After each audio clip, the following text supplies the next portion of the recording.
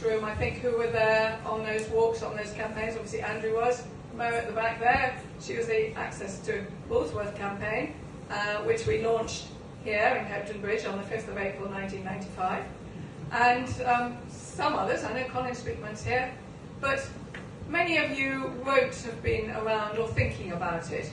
It was a really great achievement to get that act at the time, because landowners just were so easily saying, get off my land, putting out private notices, keeping us off.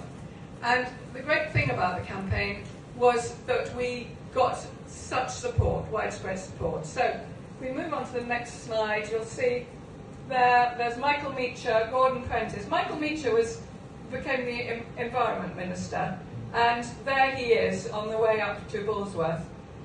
Quite happy to be posing with a private sign, no embarrassment there. He really, really took part in it all. He came to the rallies. Ramblers had an annual Forbidden Britain Day event, and he would come and he would speak. Where are today's ministers on the 25th anniversary?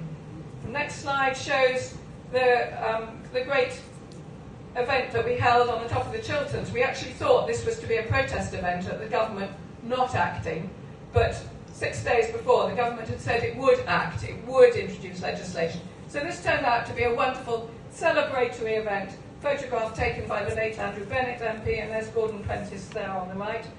And the next slide shows a rather improbable character, John Prescott. John Prescott in the Yorkshire Dales. He too, in fact it was he who persuaded Tony Blair to do Croke. Tony Blair didn't want to.